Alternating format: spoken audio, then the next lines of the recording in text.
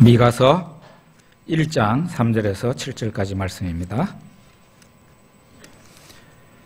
같이 읽어보겠습니다. 여호와께서 그의 처소에서 나오시고 강림하사 땅의 높은 곳을 밟으실 것이라. 그 아래에서 산들이 높고 골짜기들이 갈라지기를 불 앞에 밀초 같고 비탈로 쏟아지는 물 같을 것이니 이는 다 야곱의 허물로 말미암음이요 이스라엘 족속의 죄로 말미암음이라. 야곱의 허물이 무엇이냐? 사마리아가 아니냐? 유다의 산당이 무엇이냐? 예루살렘이 아니냐? 이러므로 내가 사마리아를 들의 무더기 같게 하고 포도심을 동산 같게 하며 또 그 돌들을 골짜기에 쏟아내리고 그 기초를 드러내며 그 새긴 우상들은 다 부서지고 그 음행의 값은 다 불살라지며 내가 그 목상들을 다 깨뜨리리니 그가 기생의 값으로 모았은즉 그것이 기생의 값으로 돌아가리라. 아멘.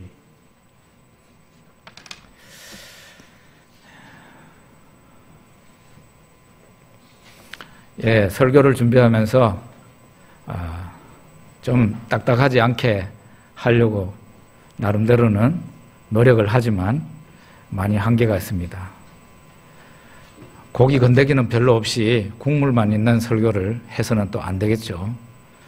아마 적어도 곰탕 명가의 그 곰탕 수준은 돼야 설교가 괜찮은 설교가 아니겠습니까? 우리 그래서 여러분들이 오늘도 조금 빡빡한 국을 먹는 듯한 그런 느낌을 가질 수 있습니다.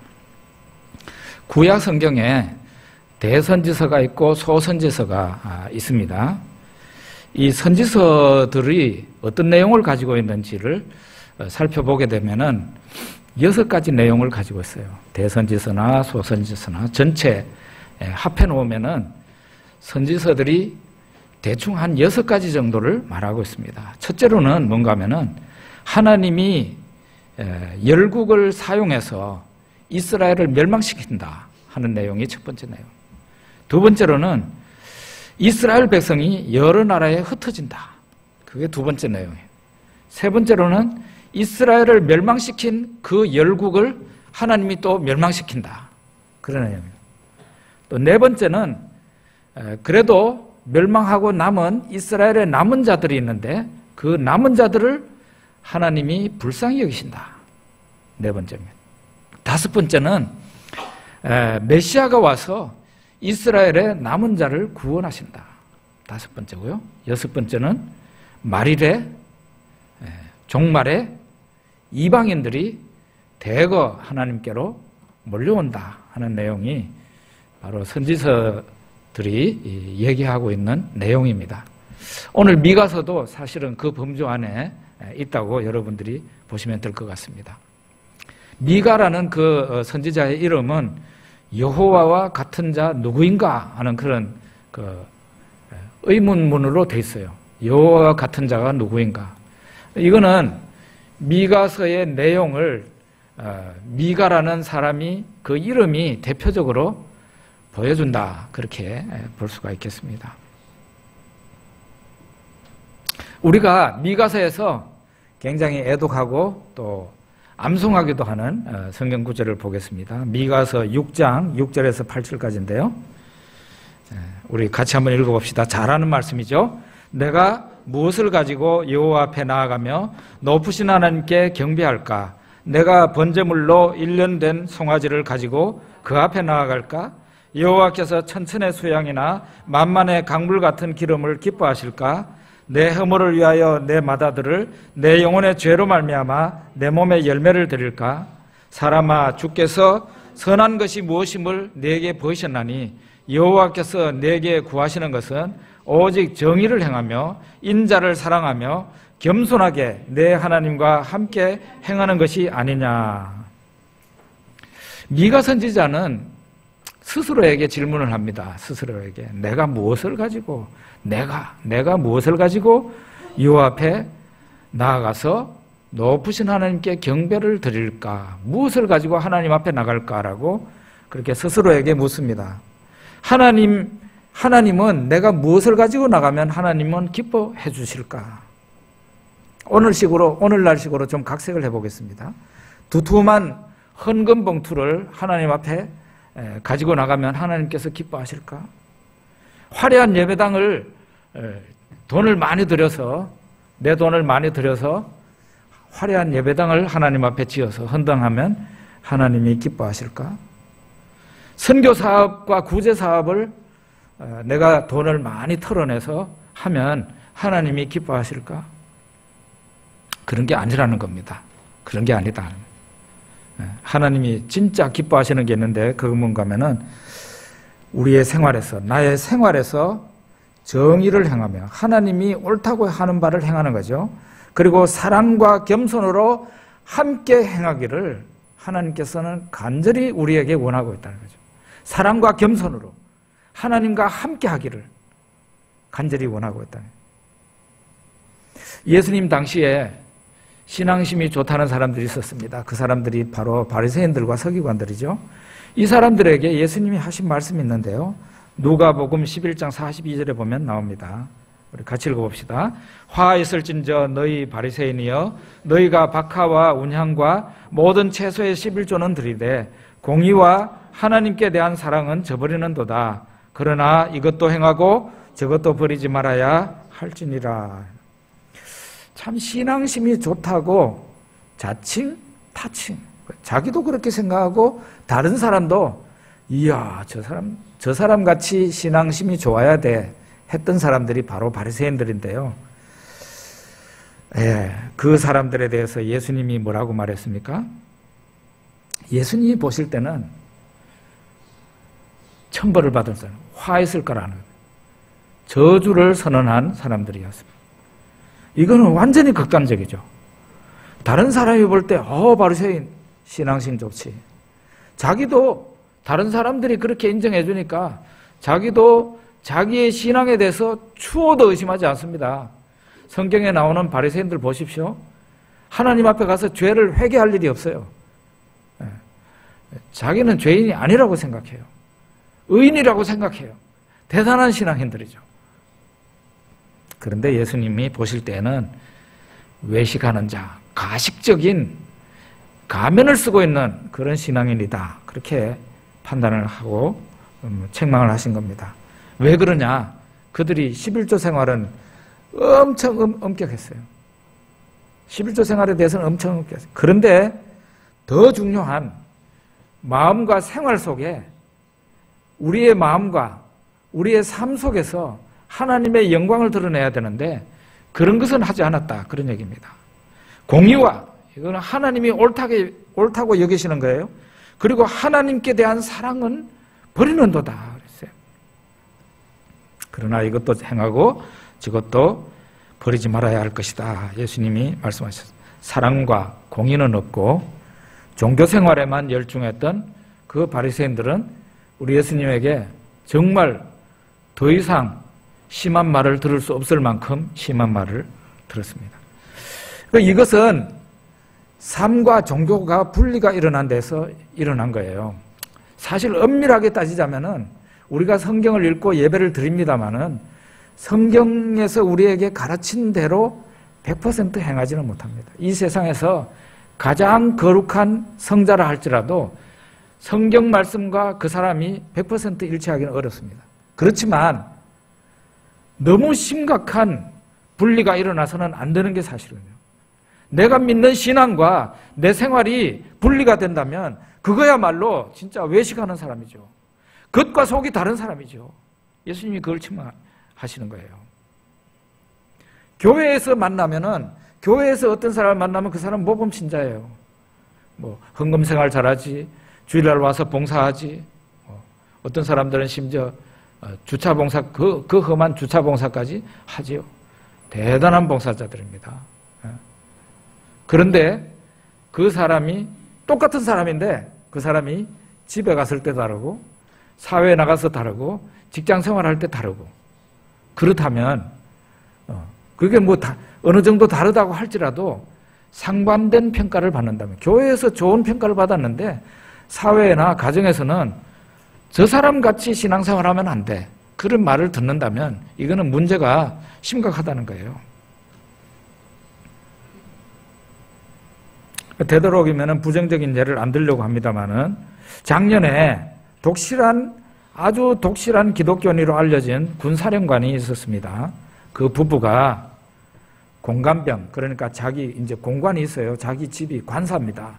그 관사에 와서 일을 하는 사병들이 있어요. 병사들이 있어요. 군인들이 있어요.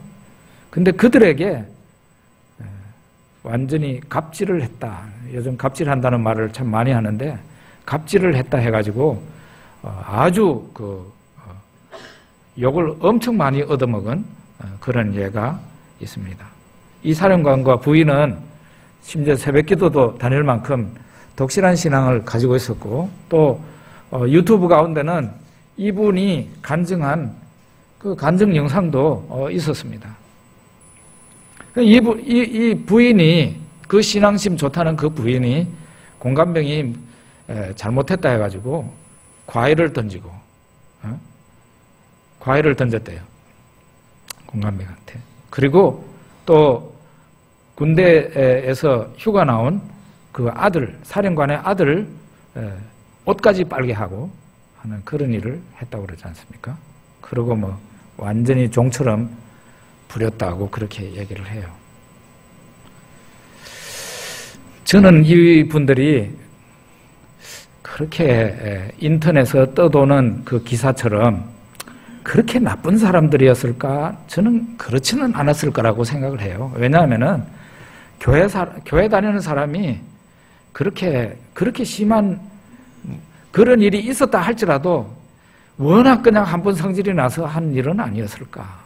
사람이 원래 그래도 좋은 사람들이었는데 하는 생각을 여전히 갖고 있습니다. 그러나 참 아쉬운 것은 자기 밑에 있는 그 병사들에게, 군인들에게, 그 자식 같은 아이들에게 좀 사랑으로 대하고 따뜻하게 대했으면은 이 일로 인해 가지고 얼마나 하나님 앞에 영광을 돌릴 수 있었을까. 그런 생각을 해봅니다. 우리가 교회 안에서처럼 가정에서, 직장에서, 사회에서 살아가고 있는지 한번 생각해 봐야 돼요. 그런데 이 미가서 안에서 만날 수 있는 그 북쪽 이스라엘 사람들, 남쪽 유다 사람, 일반 백성들은 종교 신앙과 그들의 삶이 너무 분리가 되어 있었기 때문에 하나님이 책망을 하신 겁니다. 이제 이들이 어떤 죄를 저질렀는지 백성들이나 통치자들이나 권력자들이나 그 다음에 종교인들이 어떤 죄를 저질렀는지를 이 미가서에서 말을 하고 있는데요. 먼저 일반 백성들은 우상 숭배를 했어요. 미가서 1장 7절을 한번 봅시다. 같이 읽죠. 그 새긴 우상들은 다 부서지고 그 음행의 값은 다 불살라지며 그가 그 목상들을 다 깨뜨리리니 그가 기생의 값으로 모았은즉 그것이 기생의 값으로 돌아가리라. 우상 숭배는 이 유다와 이스라엘의 북쪽 이스라엘과 남쪽 유다에 만연되어 있었던 그런 죄입니다. 그래서 우상 숭배는 그 당시에 바알신과 아세라신을 섬길 때 그 제전 자체가 종교 행사 자체가 음행이 있었습니다. 그게 아니라 할지라도 어쨌든 하나님을 섬겨야 될 사람들이 다른 신을 찾는 것은 음행이라고 성경에서 그렇게 얘기를 하고 있어요. 이 우상 숭배를 굉장히 주의해야 됩니다. 제가 아까도 교회 광고 시간에 이 설날 가족 예배를 하나님께 영광을 돌리는 예배로 드리라 하고 특별히 부탁을 드렸는데요. 꼭 그렇게 해보시기 바랍니다. 제가 중국에 가보니까 중국 사람들은 우상 숭배가 굉장히 심합니다. 아주 심합니다. 집집마다 가게마다 거의 많은 집에서 재물의 신을 이렇게 섬겨놓고 있어요. 이렇게 그 재물의 신이 누군가 하면은 유비의 유비라는 사람, 삼국시대 유비라는 사람의 그 의형제인 관우가 재물의 신으로 변신해 있어요. 그래서 중국의 그 호텔이라든지 이런 데 보면은 로비에 그게 크고 작은 그런 관우상이 있고요. 거기에다가 향불을 피워놓고 있습니다. 그리고 중국의 그 해안 지역하고 대만에서는요, 이 마주라고 하는, 그러니까 마는 어머니 모자예요. 그러니까 중국 사람들이 그 마주라는 여신을 섬기는데 아주 그 행사를 성대하게 하고 뭐 전국이 그냥 떠들썩할 정도로 그렇게 열기가 대단합니다. 일본 사람들은 어떻습니까? 일본 사람들 숫자만큼이나 미신도 많고 우상도 많다는 나라가 일본 사람들이에요. 거기에 비하면 그래도 우리 한국은 한중일 가운데는 우상 숭배가 조금 덜한 편인 것 같습니다. 예, 경중을 나눈다면 우리 한국은 그래도 중국이나 저 일본에 비해서는 미신과 우상 숭배가 조금 덜한 편인 것 같아요. 그래도 우리나라도 역시 조상 숭배가 문제가 됩니다. 특히 우리 기독교인들이 조상 숭배를 한다는 것은 말도 안 되는 일이에요. 여러분, 우리가 왜 예수를 믿습니까? 복받기 위해서, 하나님 앞에서 좋은 것을 얻고 하나님 앞에 복을 받고, 그래서 하나님 앞에 영광을 돌리며 기쁘게 이 세상을 살기 위해서 예수를 믿습니다. 물론 구원받기 위해서도 믿지만 하나님의 축복을 받기 위해서 이 주일날도 나왔단 말이에요. 그런데 조상 제사를 드리게 되면요, 하나님이 복을 내리시려고 하다가도 그냥 덮어버립니다. 복은 고사하고 저주를 받아요. 그거부터 끊어버려야 돼요.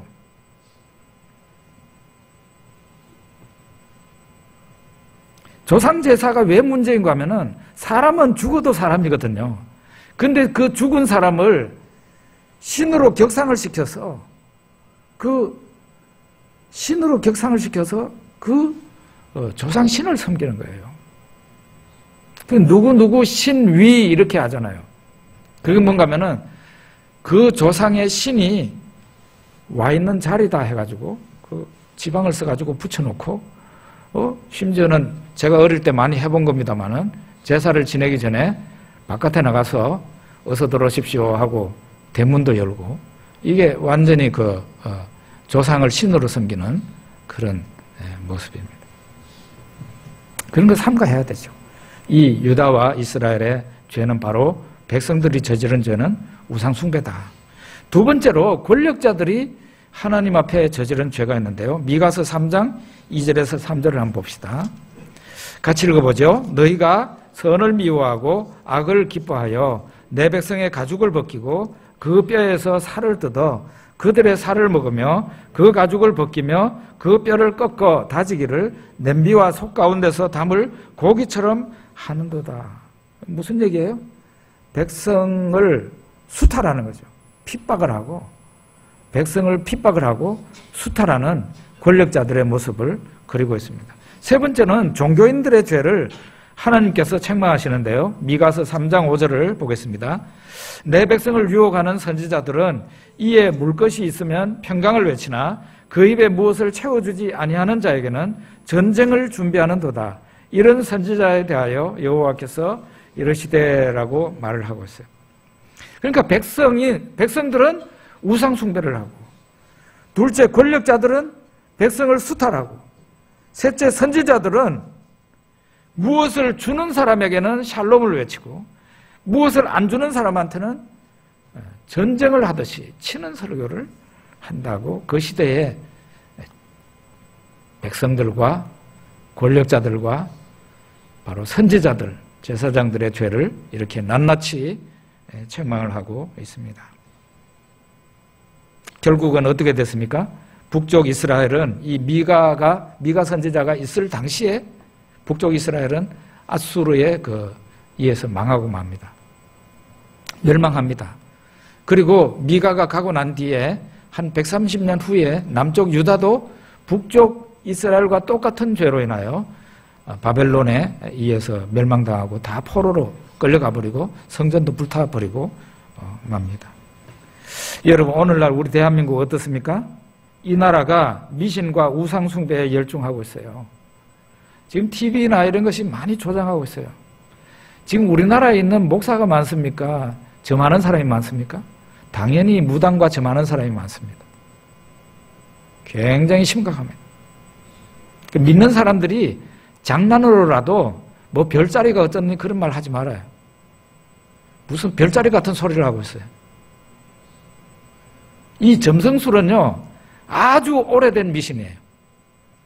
벌써 저 옛날 이집트와 바벨론 시대 때부터 있었던 그런 미신이에요.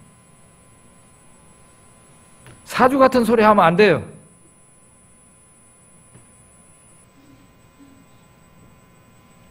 권력자들은 힘없는, 지금 이 나라의 권력자들은 어떻습니까? 힘없는 백성을 억누르고 수탈하고 그러잖아요. 그 검찰 간부가 자기 힘 있다고, 검사가 어떤 사람들이에요? 세상에 난다는 권력자들도 검사 앞에 딱 가면은 검사가 그냥 반말로 다 그냥 해버린다는 거예요. 대번에 그냥 기가 팍 죽어버린대. 뭐 삼성이고 뭐 LG고 대기업의 회장이라 하더라도 새파란 검사 앞에 가면 부들부들 떤다 그러지 않습니까? 그 여검사 앞에 감찰부장이라는 그 검사의 고위 간부가 법무부 장관이 있는 그 자리에서 상갓집에 가가지고 계속 몸을 더듬고 추행을 했다고 그러지 않습니까? 이게 바로 권력자들의 모습이에요. 권력자들이, 썩은 권력자들의 모습이죠. 그러니 그 사람들이 일반인에 대해서는 어떻게 했냐 이 말이에요. 예? 일반인에 대해서는.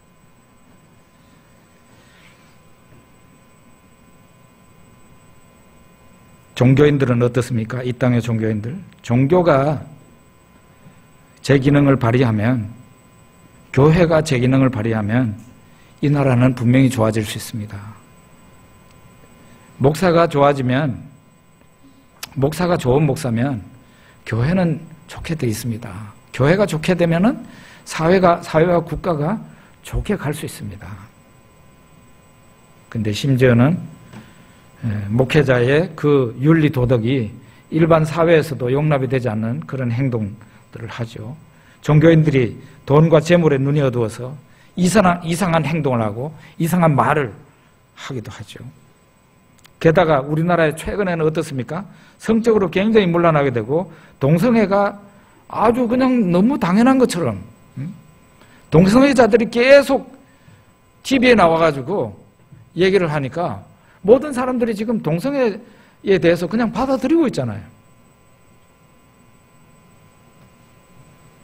그리고 이 땅에 점점 많은 범죄가 있는데 뭔가 하면은 사람들이 노인을 박대해요, 노인을. 그것은 가정에서 일어나는 일이에요. 이 사회와 가정에서 아주 지금 우리 한국은 심각합니다, 심각해요. 이 나라가 이렇게 가면 복은 고사하고 하나님의 심판을 받을 수밖에 없어요. 이렇게 미가서에는 많은 부분이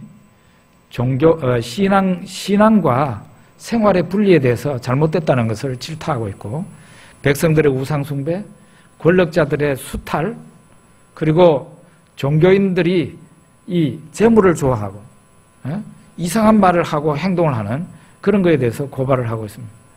그래서 너희 나라는 멸망할 수밖에 없다. 내가 너희들을 쳐서 멸망을 시키겠다고 하나님이 말씀을 하셔요. 미가서에는 이런 내용만 있는 것은 아니에요. 미가서에서 아주 소망 있는 말을 하고 있습니다. 미가서 4장 1절과 2절을 한번 보겠습니다. 같이 읽어보죠. 좀 깁니다. 끝날에 이르러는 여호와의 전의 산이 산들의 꼭대기에 굳게 서며 작은 산들 위에 뛰어나고 민족들이 그리로 몰려갈 것이라. 곧 많은 이방 사람들이 가며 이르기를 오라 우리가 여호와의 산에 올라가서 야곱의 하나님의 전에 이르자. 그가 그의 도를 가지고 우리에게 가르치실 것이니라. 우리가 그의 길로 행하리라 하리니 이는 율법이 시온에서부터 나올 것이요 여호와의 말씀이 예루살렘에서부터 나올 것임이라. 미가 선지자는 아까 말씀드린 것처럼 죄에 대해서 백성들을 책망하고 권력자들을 책망하고 종교인들을 책망하고 너희들에게 화가 있고 벌이 있을 거다. 너희 나라는 내가 반드시 멸망을 시키겠다. 그렇게 말을 하지만 그 나라가 멸망당하고 난 후에 한참 후에 어떤 일이 일어날 것인가를 얘기하고 있는데 아주 소망적인 그런 메시지를 우리에게 주고 있습니다. 말세에, 그리고 끝날이에요. 세상 끝날에 어떤 일이 일어날 것인지 소망적인 메시지를 얘기하고 있습니다. 끝날에 여호와의 성전이 있는 그 성전산이 모든 산들 꼭대기에 선다 그랬어요. 모든 산들보다 높아진다.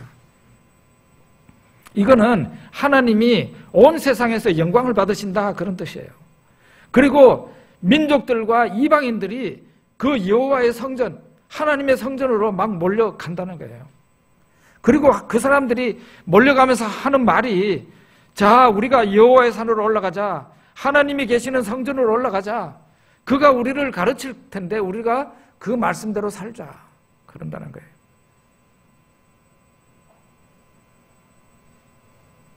끝날에 그런 일이 있게 될 거라고 그래요. 그게 언제 지금 이루어지고 있습니까? 지금 현재입니다. 성경을 보면 예수님이 저 베들레헴 말구육간에 태어나셨는데 그때가 언제인가? 히브리서 신약성경 히브리서 1장 2절에 보면은 종말이에요. 바로 그때가 끝날이에요. 벌써 2000년 전에 이 세상은, 이 지구 역사는 종말로 접어들었습니다. 그래서 지금 현재를 엄밀하게 말하자면은 말세 중에 말세다. 그렇게 얘기할 수 있어요. 말세가 언제 접어들었다고요? 2000년 전에 접어들었다니까요. 그때 하나님의 아들이 오셨고 이 세상에 예수 그리스도의 십자가와 부활이 사건이 일어난 것이죠. 그래서 예수님의 십자가와 예수님의 부활 후에 교회가 세워졌고 교회가 하나님의 성전이 되고 만민이, 많은 사람들이 교회로 몰려들고 있습니다. 여러분, 지금은요, 서양 사람들은 그 좋으신 하나님을 버리고 있는 추세입니다. 하나님을 떠나고 있는 추세예요. 서양 사람들이 지금 완전히 몰입해 있는지 뭔지 아십니까? 요가예요, 요가. 그 요가 아무리 건강에 좋아도 여러분 절대로 요가 요자도 말하지 마세요. 건강에 좋으면 무슨 일이든지 할 겁니까? 요가의 동작은 다 정신이 그 안에 들어가 있어요.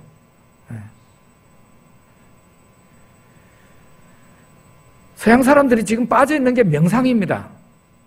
그래서 우리나라 의사들도 건강에 좋으려면 명상을 해라. 여러분, 명상할 필요가 없습니다. 기도하시면 됩니다. 조용히 교회 와서 성경 읽고 기도하면 그게 명상보다 한 100배는 낫습니다.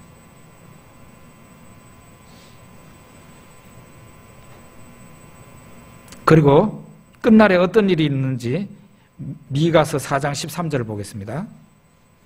같이 읽어보겠습니다. 딸 시온이여 일어나서 칠지어다.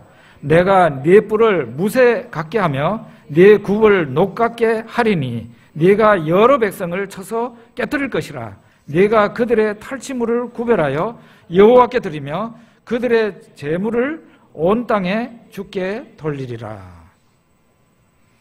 구약 시대에는 이스라엘이라는 교회, 국가교회가 있었습니다. 구약 이스라엘의 역사는요, 대대로 이방인들에게 탄압받고 짓밟히고 멸망받고 그렇게 하는 역사였어요. 구약 유대인들의 역사는 그랬습니다. 하나님의 백성이라는 자들이 계속 이방인들에게 얻어 터지고 짓밟히고 나중에 어떻게 됐습니까? 최악 중에 최악은 하나님의 성전까지 불타버려요. 그런데 끝날에 세워질 교회는 완전 정반대입니다. 정반대예요. 하나님이 이렇게 말씀하셨어요. 이 내가는 하나님이에요. 너의 뿔을 무쇠 같게 하겠다. 너의 뿔을 무쇠같이 강하게 하겠다. 그리고 너의 굽을 발굽, 이거는 말의 그 발굽을 연상하죠. 너의 굽을 놋 같게 하리다. 네가 여러 백성을 쳐서 깨뜨릴 것이라. 그리고 침략해서 노획물을 빼앗아 가지고 와가지고 그것을 하나님 앞에 하나님의 전에 드릴 것이다 그랬어요. 이게 바로 오늘날 신약교회를 하나님께서 구약시대에 미리 보여주시는 것입니다. 구약의 교회는 계속해서 이방인들에게 짓밟혔는데 끝날에 나타날 주의 교회, 하나님의 교회는 엄청 교회가 힘이 있어지고 능력이 있어지고 이 세상에 나가서 승리하는 교회라는 거예요. 그래가지고 거기에서 막 포로들, 노획물들 끌고 와가지고 하나님 앞에 제물로 드린다는 거예요. 여러분, 뭐가 포로입니까? 전도해서 한 사람 구원해가지고 교회로 데리고 오면은 그 사람이 포로예요, 포로. 포로로 끌고 와가지고 하나님 앞에 제물로 드리는 거죠. 그리고 그 포로들이, 그 새신자들이 나와서 하나님 앞에 예물을 드리고 하는 이것이 바로 노획물이다. 그렇게 얘기할 수 있습니다. 신약의 교회는 아주 엄청 능력이 있게 되고 승리하게 된다는 그런 말씀이에요. 자, 그러면은 도대체 어떻게 이렇게 놀라운 반전이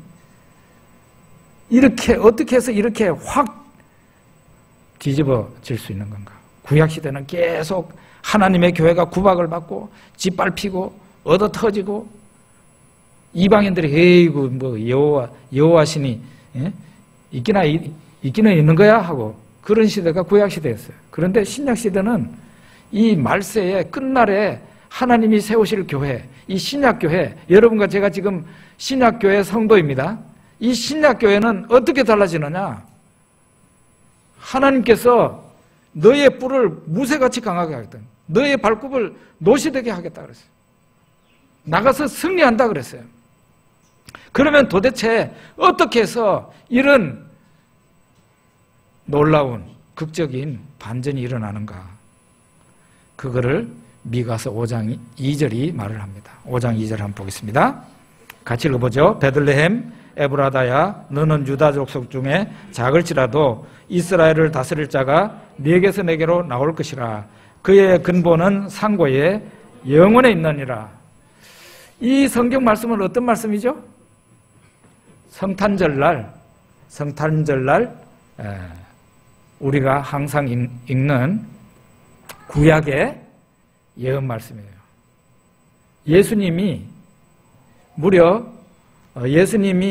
오시기 전 약 750년 전에 미가 선지자가 이미 메시아가 이 세상에 탄생하면, 하나님이 이 세상에 오시면 어디에서 아기로 태어날 것인가를 미리 말을 했어요.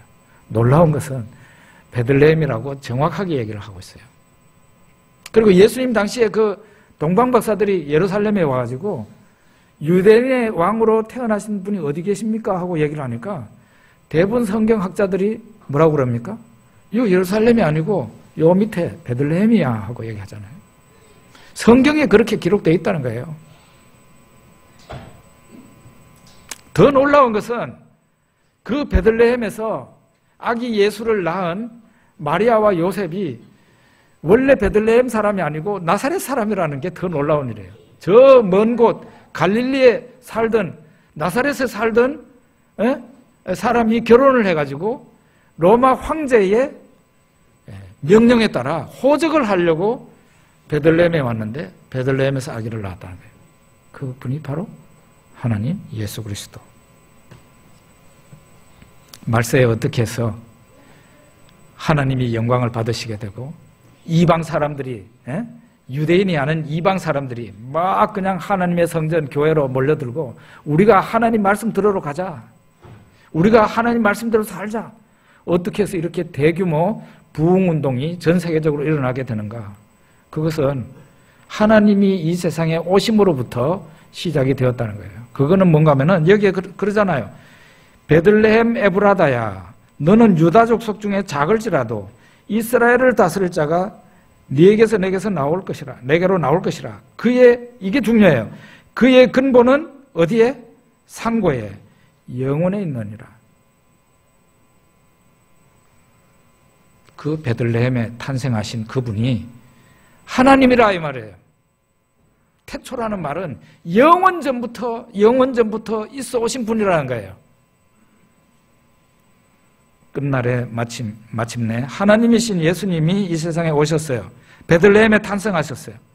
그가 십자가에서 죽으시고 3일 만에 부활하셨습니다. 그리고 그가 승천하셔서 이 세상에 성령을 보내셨는데 그 날이 바로 오순절 날이죠. 오순절 날을 통해서 이 지상에 신약교회가 세워졌습니다. 신약교회는요, 아주 파워풀하고 대단한 능력을 가지고 있는 교회입니다. 그 처음에 모인 사람들은 120명 밖에 되지 않는 소수의 무리였어요. 예수님도 사람들에게 예수님이 이제 예수가 죽었으니까 이제 끝났겠지라고 생각을 했어요. 그런데 그는 부활하셨고 미천하게 보이고 그냥 밟으면 금방 죽을 것 같은 그런 연약하게 보이시는 그 예수님이 대단한 능력자였다는 것을 나중에 알게 되는 것이죠. 120명의 사람, 처음에는 예수 믿는 사람이 적었어요. 그런데 그 사람들이 받은 성령은 온 지구도 안을 수 없는 하나님의 영이에요. 하나님의 영이 소수의 무리 가운데 임해서 그때부터 그 사람들이 꽝 하면서 세상을 향해서 나가기 시작했어요. 아무도 그 사람들을 제재할 수가 없었어요. 그 사람들을 멈추게 하는 방법은 단 한 가지밖에 없었는데 죽이는 수밖에 없었어요. 신약의 예수님의 교회는 이와 같이 열방을 향해서 나가고 이기고 승리하는 그런 교회입니다. 저 공중권세 잡은 자 어두움의 영들과 싸워서 이기는 교회예요. 예수님이 승리하시니 교회가 승리하고 교회가 승리하니 교회 안에 있는 성도가 승리하는 역사가 일어난 겁니다. 성경은 이와 같이, 미가서는 이와 같이 죄에 대한 책망을 하기는 하지만 그래서 그 백성이, 그 이스라엘 나라가 결국은 하나님이 처벌하셔서 그 나라가 멸망한다고 예언을 해요. 그러면 멸망하고 끝이 나는가? 그거는 아니다는 거예요. 끝날에 놀라운 반전이 일어나는데 비실비실하고 항상 짓밟히고 얻어터지고 죽고 하던 교회가 다시 부활하는, 되살아나는 일이 일어나는데 그것은 바로 하나님이 이 세상에 오심으로부터 이와 같은 극적인 반전이 일어난다는 것입니다. 기도하겠습니다.